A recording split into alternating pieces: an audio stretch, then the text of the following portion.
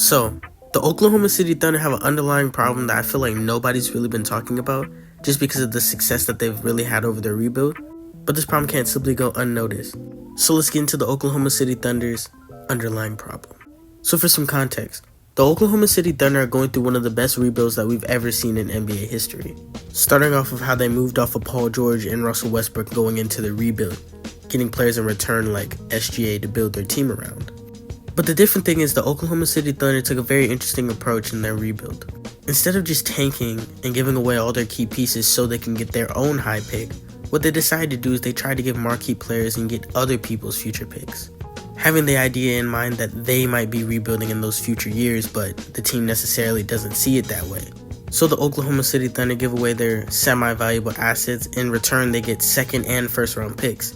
And this is what the Oklahoma City Thunder have been doing for the past few years now. This strategy has gotten the Oklahoma City Thunder an abundance of picks and great players to build around. So far, this rebuild has given them three marquee pieces: SGA, Chet, and Jalen Williams. And this is a phenomenal young core in the NBA. In the very little time that this group has been together, they already took the #1 seed in the West this year.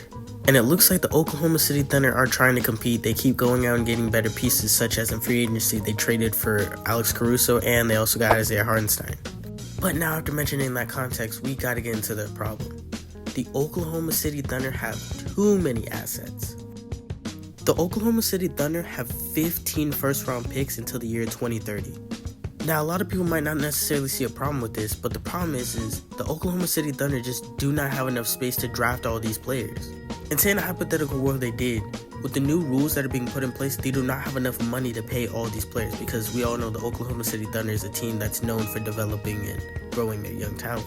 But with this problem, the Oklahoma City Thunder have two great approaches that they can take in order to avoid this problem. The first solution to their problem is they could try to trade away all these picks to try and get more depth in their team, getting a lot more role players, players that fit their squad, and slowly build. It would be very similar to what Daryl Morey and Brad Stevens did with the Boston Celtics, how they built their team around two players, and every year, slowly, little by little, they added certain pieces, certain free agents, traded for people, until they got a championship roster. And I personally think that this is a great method to build a team around. It's very stable and it's not as hyperbolic as the second option. But the second solution is that the OKC Thunder could band together with their picks and try and go and get a superstar type player. I personally think that this is the better approach because I think the OKC Thunder have enough depth already. The Thunder have players such as Lou Dort, Alex Caruso, Isaiah Hartenstein. They have role players that can defend, and they have gritty young players that are slowly developing, so I don't think that they necessarily need the depth. But what I do see is it looks like the Oklahoma City Thunder are ready to contend right now.